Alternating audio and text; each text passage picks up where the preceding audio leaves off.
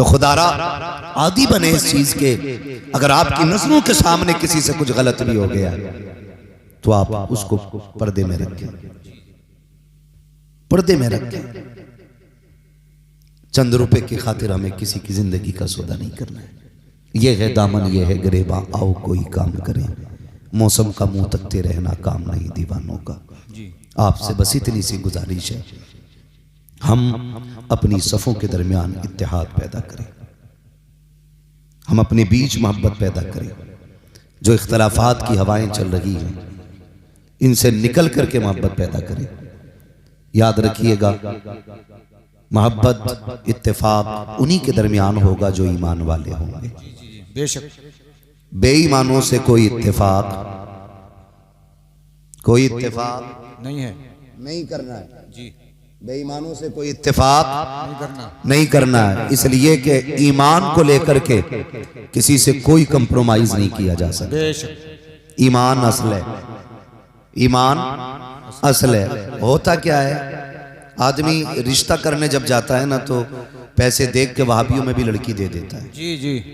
पैसे देख के बद मजहब की बेटी ले भी लेता है, अच्छा जहेज मिलेगा, जबकि उससे दुआ सलाम कलाम खैरियत तक की इजाजत नहीं है। बेशक जो उसे हम नाश्ता कराते हैं ना घर में दामाद बना के, उसे मर भी जाए तो उसके जनाजे तक पे जाने की इजाजत नहीं है। जी जी जी। तो जहां जाने की इजाजत नहीं वहां घुसे चले जा रहे हैं, और सगा अब्बा बीमार है, खैरियत पूछने की फुर्सत नहीं। परिवार में इतनी बड़ी बड़ी नफरतें 4 बीघे जमीन को लेकर के मौतें हो जाती हैं, कहते मैंने कसम खा ली थी उसकी शिकल नहीं देखनी। इतनी बड़ी नफरतें हमारे बीच हो गई। इन नफरतों का फायदा उठा करके ना गैर हम पे काबिज होते जा रहे हैं, लोग हम पे गलबा करते जा रहे हैं, हम खत्म होते जा रहे हैं, नीचे दबते चले जा रहे हैं, एक दूसरे को तबाह करने में लगे हैं। 2 चीजों ने कौम का बेड़ा गर्क करके रख दिया, बुरा मत मानिएगा। नंबर 1 मुरव्वजा पीरा मुरीदी ने, और नंबर 2 इलेक्शन की तबाह बर्बादी ने। इन 2 चीजों ने आज कौम का बेड़ा गर्क कर रखा। ये उलमा अगर किसी बदचलन पीर के बारे में बोल दें, अगले ही दिन मस्जिद से हिसाब कर दिया जाता है। इमाम साहब को हटाओ, मेरे पीर के नाखूनों की मुखालफत की है, मेरे पीर की चुटिया को बुरा कहा है, मेरे पीर की ड्रेस को बुरा कहा है। इन उलमा की जिम्मेदारी चापलूसी करना नहीं है, गलत को गलत कहना इनकी जिम्मेदारी है, सही को सही कहना इनकी जिम्मेदारी है। हम जब ये सही कहते हैं हम इनको निकाल देते हैं, जो गलत होता है हम उसे निकालने को तैयार नहीं होते हैं। बेड़ा गर्क करके रख दिया कौम का, अल्लाह अकबर तमाशे बना रखे हैं। जाकर के देखो, डीओ पे डीए लगे हुए हैं, दुकानों पे दुकानें खुली हुई हैं, उम्मत का बेड़ा गर्क हो रहा है, किसी को कोई दर्द नहीं है। अगर किसी के ईमान का जनाजा निकलता है तो दर्द इमाम को होता है, अगर किसी की ईमान का जनाजा निकलता है तो तकलीफ इमाम को होती है। अगर किसी की बेटी बदमज़हब में जाती है आवाज इमाम उठाता है, अगर बारात वहाबियों से आती है आवाज इमाम उठाता है, लोग इसको निकाल के खड़ा करते हैं। याद रखना, आज तुम्हारी नजरों के अंदर ये कमजोर हो सकता है, लेकिन कयामत के दिन ये कमजोर नहीं होगा। कयामत के दिन इसके पहलू में खुदा की रहमतें भी खड़ी होंगी। मदीने वाला मुस्तफा नारे तकबीर, नारे रिसालत, मसलके आला हजरत, रज़वियों की तकरीर, नबी के दुश्मनों की फूट गई तकदीर। क्या बात है। हाँ खुदारा, इन्हें तस्लीम करो, इन्हें तस्लीम करो। जिसे गुड़ा भाग आ गया मौलवी को जाहिल मानता है जी। हाँ, जिसे गुड़ा भाग आ गया मौलवी को जाहिल मानता है, कहता है इसे 18 का पहाड़ा ही याद नहीं है जी। 18 का पहाड़ा काम नहीं आएगा। मर रब्बु का, तेरा रब कौन है, मा दीनु का, तेरा दीन क्या है, मा कुंता तक़ूलु फी हक़्क़ि हाज़ा रजुल, इनके बारे में क्या कहता था। तो वहाँ 20 का पहाड़ा काम नहीं आएगा, वहाँ सिर्फ एक बोली काम आएगी जो उलमा हमें सिखाते हैं। अगर फरिश्ते पूछेंगे इनके बारे में क्या कहता था, तो हम तो शौक से कहेंगे इन्हें जाना, इन्हें माना, न रखा गैर से काम, लिल्लाहिल हम्द में दुनिया से मुसलमान। सुभान अल्लाह, सुभान अल्लाह, बहुत अच्छे। ये बोली काम आनी है क़यामत में, ये बोली काम आनी है मरने के बाद। तो ये तो कभी मत कहो कि मौलवी कुछ नहीं है। और मैं जानता हूं जब किसी में जरा सा दौलत का खुमार आता है ना, तो सबसे पहले वो उलमा को जलील समझता है। कई मुखिया ऐसे जानता हूं मैं, जी जी जी कई बधानों से वाकिफ हूं ऐसों से जी। कि कहते बुलाओ हाफिज जी को फातिहा पढ़ लें। इमाम आया तो मुखिया उठ थोड़ी रहा कुर्सी से, जी जी जी हिलाई ना जा रहा उससे। ये नहीं पता है कि कुछ भी बन जा, मस्जिद में पीछे ही खड़ा होगा। जी जी। सारी मुखियागिरी निकल जाती है ज़ोहर असर मगरिब इशा फजर में, लेकिन घर नहीं उठ रहा। आओ हाफिज जी बैठो, मरी पड़ जाएगी 2 मिनट के लिए उठ जाएगा तो इंसान समझ के नहीं उठता। मत उठ, मुस्तफा का गुलाम समझ के उठ जाएगा। जी बेशक बेशक, क्या बात है। हम नहीं जानते कि हमारी औकात क्या है, लेकिन जब से हुजूर से जुड़े हैं ना, तो फिर अपने आप को सब कुछ समझने लगे। क्या बात है, बेशक बेशक। अपना क्या है, उलमा की इज्जत किया करो। पैसा कितने दिन है, कितने दिन पैसा भाई।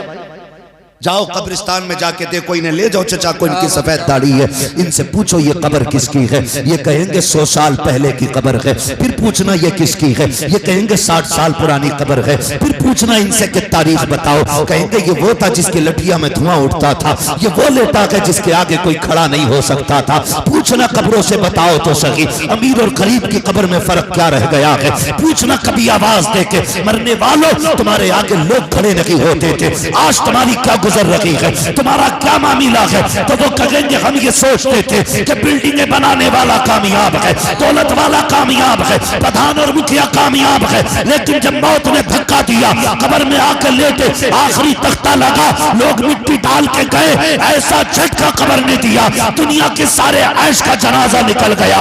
यहाँ आके पता चला यहाँ दुनिया की दौलत का सिक्का नहीं, यहाँ मदीने वाले की मोहब्बत का सिक्का चला कर। क्या बात है, सुभान अल्लाह सुभान अल्लाह, बहुत अच्छी, बहुत खूब बहुत खूब। याद रखिएगा, क्या बात, सबसे ज्यादा कामयाब वो है जिसने आखिरत बना रखी। जी जी बेशक, सबसे ज्यादा कामयाब। और अगर खुमार हो ना किसी को दौलत पे, चलो मैं तुम्हें दिखाऊं रब के करिश्मे।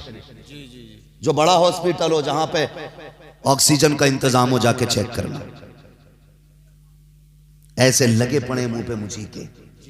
अल्लाह सबको इज्जत और ईमान की मौत नसीब फरमाए, अल्लाह बिस्तर पे मौत नसीब फरमाए। बड़ी बात है जिसे इज्जत और ईमान की मौत मिल गई। आमीन। हाँ, अब तो ये भी नहीं पता यार मिट्टी नसीब होगी कि जी जी जी। कोई खबर नहीं है कफन मिलेगा कि नहीं। हाँ, हादसे इतने खतरनाक होते हैं, पहचाने मिटा दी जाती है। कुछ नहीं मालूम है किधर मौत आनी है, कहाँ मरना है। पहले लोग पकी उम्रों को देख के कहते थे कि हाँ भाई ये जाने वाला है। आज पकी उम्रों वाले बैठे रह जाते हैं, कच्ची उम्र वाले चले जाते हैं।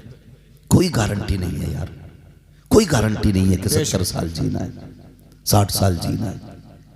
अल्लाह ने ऐसे ऐसे गुरूर तोड़े लोगों के, मुझी के लगा रखे, मुझी के, हाँ मुझी के लगा रखे। जाके देखो ऑक्सीजन लगी पड़ी है, पूछो जाके पैसा कितना का हिसाब नहीं है, हिसाब ही नहीं है। लगता तब जब कभी ज़कात देता, जब दी नहीं ज़कात तो हिसाब कहां से पता चलेगा भाई।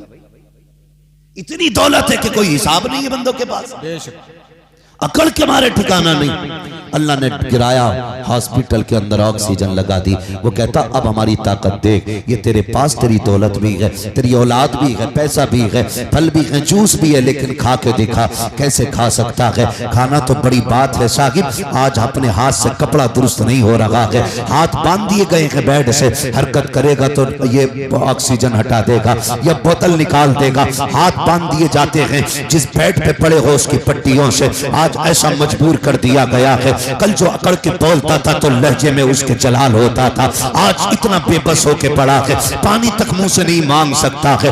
डॉक्टर नब्ज पकड़ करके बता रहे हैं अभी से पानी की जरूरत है, अभी से खाने की जरूरत है, अभी से दवा की जरूरत है। मशीनें फैसला कर रही है आज इसके सीने की धड़कन का आलम क्या है। मशीन बता रही है ब्लड कितना ठंडा है, कितना गर्म है। हम तो ये भी नहीं कह सकते कहाँ दर्द है कहाँ नहीं है। ऐसा बेबस करके बिस्तर सर पे गिराया जाता है, कोई बचाने वाला नहीं आता है। इसलिए यार मैं कहता हूँ, आज अगर किसी चीज का गुरूर है तो घमंड का नशा उतार कर फेंक दो, रब की बारगाह में छोटे हो जाओ, इतने छोटे हो जाओ, उससे कह दो मालिक ये जो दौलत है मेरी नहीं है, ये जो शोहरत है मेरी नहीं है, ये सब कुछ तेरी दी हुई है। अगर तू चाहेगा लम्हे में ले लेगा, अगर तू चाहेगा तादम ज़ीस्त बरकरार रखेगा। अगर तुम इतने छोटे हो जाओगे तो फिर ऑक्सीजन पे मौत नहीं आएगी। कोई सजदे में इंतकाल करेगा, कोई कयाम में इंतकाल करेगा, कोई ऐसे जाएगा कि यासीन पढ़ रहा था दुनिया से चला गया, कोई कहेगा नमाज में था दुनिया से चला गया, कोई कहेगा सलाम में था दुनिया से चला गया। और दुनिया ये कहेगी ये जो जा रहा है कोई आम नहीं जा रहा है, बल्कि मुस्तफा का गुलाम जा रहा है। नारे तकबीर, नारे रिसालत, मसलके आला हज़रत मुफ्ती हम्मद रजा साहिब क़िबला, दरसगाह हबीबी का फैजान। भाई ये झगड़े खत्म करो। कई लोगों की झगड़ों को लेकर के ना बीघे बीघे भर जमीन चली गई, बीघे बीघे भर जमीन जिस पे झगड़ा था वो तो लठ मार के बिक गई। ऐसा मारा जमा के सिर में कि जितनी का झगड़ा था उससे ज्यादा बिक गई। जमीन छोड़ देता तो अम्मा के कंगन बच जाते, बीवी के कान का जेवर बच जाता, लेकिन लठ मार के जमीन तो गई गई, बीवी का जेवर भी बिक गया। हमारी समझ में ये बातें नहीं आ रही अभी तक।